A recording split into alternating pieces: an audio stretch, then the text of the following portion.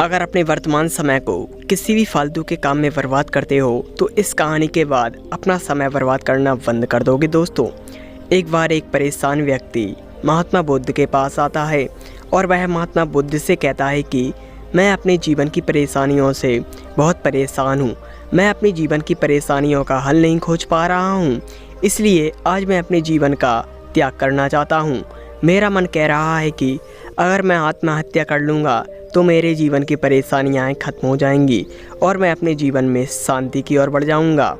महात्मा बुद्ध उस व्यक्ति से कहते हैं कि अगर तुम अपने जीवन को ख़त्म करने से अपने जीवन की परेशानियों को ख़त्म कर लोगे तो तुम्हारा यह मन का झूठा वहम है, क्योंकि तुम इस जन्म की परेशानियों के कारण अपने इस जन्म के जीवन को तबाह कर लोगे तो तुम्हारे जीवन में अगले जन्म में और भी बड़ी परेशानियाँ तुम्हारे सामने खड़ी रहेंगी और फिर तुम कैसे इस तरह कब तक अपने जीवन का त्याग करते रहोगे, कब तक अपने जीवन में अपनी आत्महत्या करते रहोगे, क्योंकि तुम्हारा शरीर तो मर जाएगा लेकिन तुम्हारी आत्मा सदैव अमर रहेगी और वह कभी भी तुम्हारे कर्मों को किए बिना मुक्ति नहीं पा सकती है।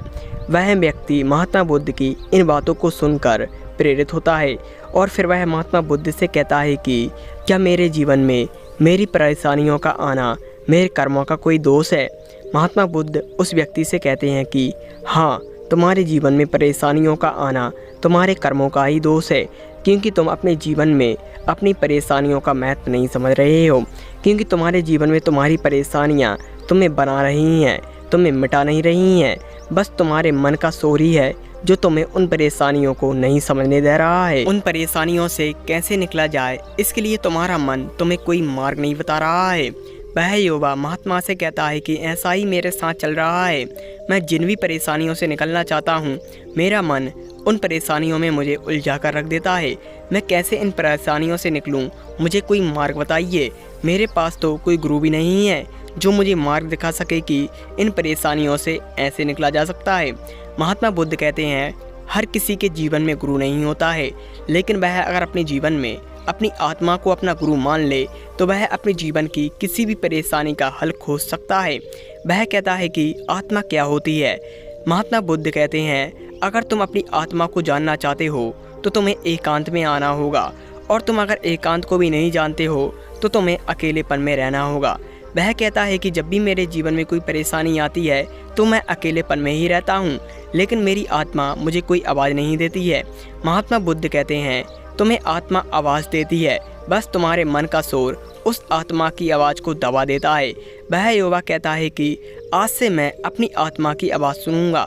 अगर मेरे जीवन में कोई भी विपरीत कार्य आता है, कोई भी कठिनाई आती है, तो मैं अपनी धीर बुद्धि के साथ निर्णय लूँगा। महात्मा बुद्ध कहते हैं, यही तो तुम्हारी अंतरात्मा की आवाज़ है, क्योंकि तुम अपने जीवन में जब भी सकारात्मक विचारों के साथ रहते हो तो तुम्हारी आत्मा ही होती है जो तुम्हें उस समय साथ दे रही होती है। वह युवा महात्मा बुद्ध की बातों से बहुत प्रेरित होता है और वह अपने जीवन से आत्महत्या करने का और जीवन का अंत करने का विचार अपने मन से निकाल देता है और वह अपने जीवन की एक नई शुरुआत करता है। दोस्तों, हम भी कई बार अपने जीवन में परेशानियां आने से घबरा जाते हैं और हम भी कई बार गलत मार्ग पर चलने की सोच लेते हैं, लेकिन हमें अपने जीवन में अगर आत्मज्ञान के रूप में कोई चीज़ साथ दे तो हम भी अपने जीवन को बदल सकते हैं और जीवन में आने वाली परेशानियों से लड़कर अपने जीवन के किसी भी लक्ष्य में दोस्तों दृढ़ निश्चय के साथ महान सफलता पा सकते हैं। अगर आप भी जीवन में आगे बढ़ना चाहते हैं तो आत्मज्ञान के साथ